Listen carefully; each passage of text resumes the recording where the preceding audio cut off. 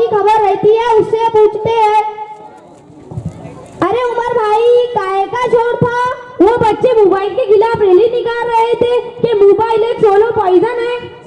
अरे मोबाइल से तो बहुत सहूलत हो गई है, एक मैसेज पे कोई भी चीज आ जाती है। अरे हाँ, वो अपने बाजू वाले उमर को तो देखो ना, दिन भर उसके कोई ना कोई पार्सल आते रहते हैं बाजू में।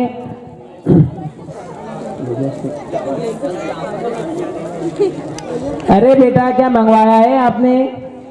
कुछ नहीं, वो अमेज़न पे ऑफर था मोबाइल का, तो नया फोन मंगवाया है। उसमें एक्सचेंज ऑफर और कैशबैक एडिशनल डिस्काउंट है। हाँ बेटा। क्या चाचा, क्या मंगवाया है जोमेटो से आपने? कुछ नहीं, वो लड़के ने पिज्जा मंगवाया था। चाचा, अभी जो आवाज आई वो काहे की थी? हाँ, कुछ बच्चे बैनर लेकर निकले थे और मोबाइल हटाओ जिंदगी बचाओ के नारे लगा रहे थे।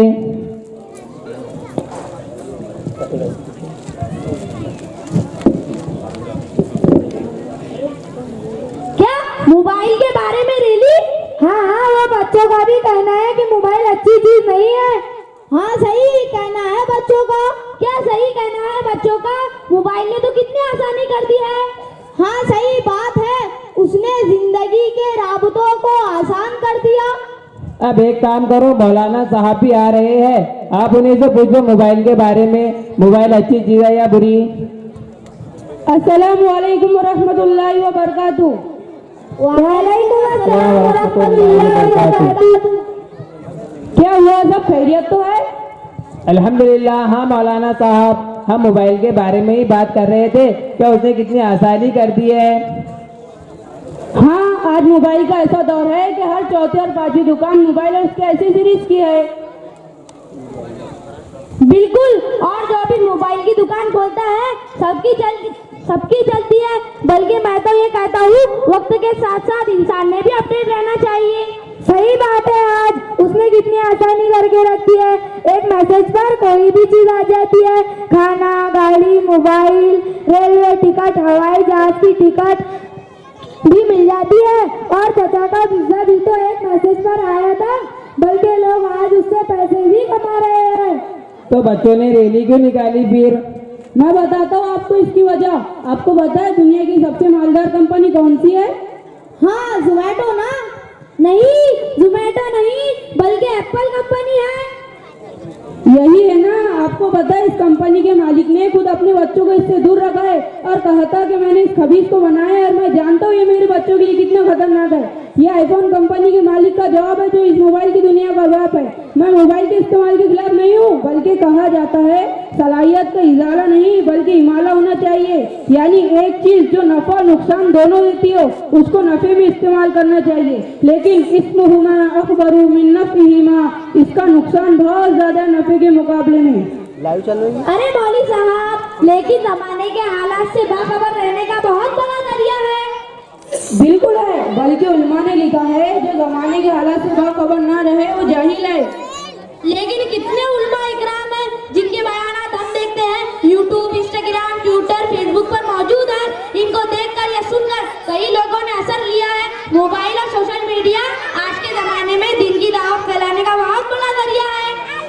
बिल्कुल सही कहा आपने, इसमें बहुत सा दीनी फायदा है, बल्कि मैं तो कहूँगा इस्लाम के बारे में गलत फहमियों को दूर करने का जरिया है। जिन लोगों को आप जानते भी ना उनको भी दीन की दावत पहुँचा सकते हैं। जहाँ इसमें दीनी और दुनियावी फायदा है, इससे कई ज्यादा नुकसान भी है। बिल्कुल, आपने सही फरमाया। ऐसे बिल्कुल आपने सही फरमाया कि मोबाइल जब हाथ में होता है तो कुछ भरोसा नहीं होता। मोबाइल खोलते हैं और भुगट उसमें वक्त बर्बाद करते हैं और बार बार उसमें चेक करते हैं कि कुछ आया तो नहीं। अरे हाँ, उसने तो इतना सत्यानाश करके रखा है। आजकल तो माएँ भी मोबाइल के चक्कर में बच्चों पर ठीक से ध्यान भी नहीं देती, तो बच्चे भी माँ बाप को उसी तरह देख रहे हैं, तो इनको भी मोबाइल के बिना रहा नहीं जाता। पहले तो माएँ बच्चों को लोरी गाकर सुलाती थी, अब तो मोबाइल हाथ में देती है। मगर कुछ भी हो चाचा, आज इसके फायदे भी बहुत है, कोई इनकार नहीं कर सकता। पूरी दुनिया को सर्च करना आसान हो गया है कि कर लो दुनिया मुट्ठी में। अरे वाह, बड़े मुफ्ती साहब भी आ गए। कल इनका बयान हमारी मस्जिद में मोबाइल के बारे में हुआ था। अस्सलामु अलैकुम व रहमतुल्लाहि व बरकातुहू। वालेकुम अस्सलाम व रहमतुल्लाहि वबरकातुहू। आइए मुफ्ती साहब, क्या बात है मौलाना साहब, पूरे महल्ले को लेकर खड़े हो? असल में ये लोग मोबाइल के फायदे बता रहे थे, तो मैंने कल आपका बयान सुना तो थोड़ी बहुत चीज मैंने इनको बताई, बाकी आप इनसे बात कीजिए। क्या हुआ भाई, क्या कहना है? क्या मोबाइल के फायदे नहीं है मुफ्ती साहब? अरे साहब, इसके फायदे से कौन इनकार करता है, मगर इतना समझ लीजिए जैसे दवाई पर लिखा होता है इसे बच्चों के पास से दूर रखिए। हालांकि मोबाइल के फायदे भी है, लेकिन ये इसके फायदे की चीज है जिसे इसकी जरूरत हो, अगर वो शख्स इसे बगैर जरूरत के इस्तेमाल करेगा तो बजाय फायदे के नुकसान होगा। असल यही बुराई का मसला है। हाँ मुफ्ती साहब, बताइए इसके दीन के नुकसान। तो फिर सुनिए, सबसे ज्यादा वक्त किसने बर्बाद किया? हालांकि हदीस पाक में आता है कल कयामत के दिन वक्त के बारे में पूछूंगी कि वक्त कहाँ गुजारा। आज का नौजवान तो रात भर मोबाइल पर लगा हुआ है, बच्चे तो मोबाइल के बगैर सोते ही नहीं। तालीम को नुकसान किसने किया, सेहत किसने बर्बाद की? हालांकि हदीस पाक में आता है कल कयामत के दिन तंदुरुस्ती एक बहुत बड़ी नेमत है। कल कयामत के दिन इसके बारे में भी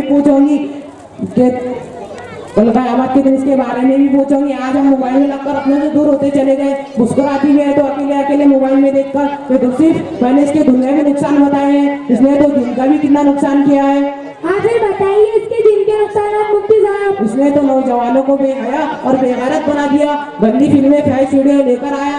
आज हर बेगैरत आदमी इसकी शिकायत कर रहा है। इतना ही नहीं, इसने इस बार मरतबा औरतें भी इनके धोखे में आ गई, वो बन सवर कर इंस्टाग्राम पर आकर वीडियो बनाने लग गई।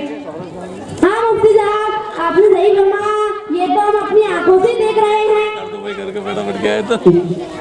एक हदीस पाक में आता है कि 3 आंखें जहन्नम में नहीं जाएंगी, उसमें एक आंख वो है जो हराम देखने से बच गई हो, और एक दूसरी हदीस में गलत देखने को आंखों का जिना करार दिया गया है। और गाना बजाना तो इसने इतना आम कर दिया कि आज मदारिस और मसाजिद हराम मक्की और मदनी भी इससे महफूज न रहे। और एक हदीस पाक में आता है कि आखिरी जमाने में गाना बजाना आम हो जाएगा, और झूठ इसने इतना फैला दिया कि चाहे हर बात दीनी हो दुनियावी हो बगैर तहकीक के यूं ही शेयर की जा रही है। बिल्कुल आपने सही फरमाया। हमें बाज लोग ऐसे झूठे मैसेज भेजते हैं कि हमें खुद लगता है कि ऐसा नहीं हो सकता।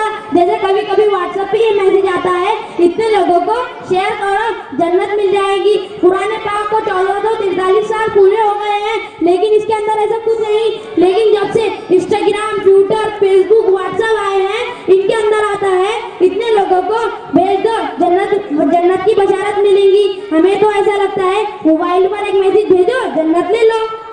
इतना ही नहीं, इसने लोगों के घर तक तबाह कर दिए हैं। शोहर को धोखा देकर बीवी किसी और से चैट कर रही है, बस उसने उसी पर तलाक दी। आज हम फ्रेंड बनाने के चक्कर में अपनों से दूर होते चले हैं। हाँ मुफ्ती साहब, आपने सही फरमाया। मुफ्ती साहब आपका बहुत बहुत शुक्रिया कि आपने इस फितने के बारे में हमारी आंखें खोल दी। बस हम आखिर में आपसे इतना ही मालूम करना है कि मोबाइल का इस्तेमाल कैसे करें। देखिए, आज के दौर में मोबाइल इंसान का ऐसा साथी बन गया है जो इसे छोड़ना नहीं चाहता, लेकिन अगर हम इसे नफा बख्श कामों में इस्तेमाल करेंगे तो इससे बहुत सारे फायदे भी है। जैसे इसके जरिए दीनी, मिली, इस्लाही और समाजी बातें लोगों को बताई और पहुंचाई जा सकती है। और अगर हम इसका गलत इस्तेमाल करेंगे तो यही मोबाइल तमाम बुराइयों और खराबियों का जरिया बनेगा। और अगर हमें पाकीज़ा मुआशरा चाहिए तो इसके गलत इस्तेमाल से बचना होगा। अल्लाह तबारक व तआला से दुआ है कि हम तमाम को इसका सही इस्तेमाल करने की तौफीक अता फरमाए। आमीन। अस्सलामु अलैकुम व रहमतुल्लाहि व बरकातुहू। माशाअल्लाह, ये तलबा हमारे सामने मोबाइल के फितने पर मुकालमा पेश कर रहे थे। तलबा को मदरसे आज़ा की जानिब से किताब मरहूम मोहम्मद यूनुस साहब, इनकी जानिब से पानी की बोतल, और ये सलीम भाई की तरफ से 50 रुपये और 20-20 रुपये बंदे खुदा की जानिब से आए हैं। अल्लाह देने वालों को बेहतरीन जज़ाए खैर अता फरमाए। आपसे गुजारिश है बच्चों की हिम्मत अफजाई करते रहें। और एक ऐलान ये है, हाफिज मोहम्मद मुस्तकीम साहब मुड़गांव, इनकी तरफ से मकतब के अस्तिज़ा को 1500 रुपये का इनाम आया है। अल्लाह तबारक व तआला कबूल फरमाए। अब इसके बाद हम प्रोग्राम को बिना किसी ताख़ीर के आगे बढ़ाते हैं। उससे कब्ल में हज़रत सदर साहब की शान अज़ान हो रही है। अज़ान के बाद फिर प्रोग्राम शुरू होगा। अज़ान का जवाब नहीं सुनिए।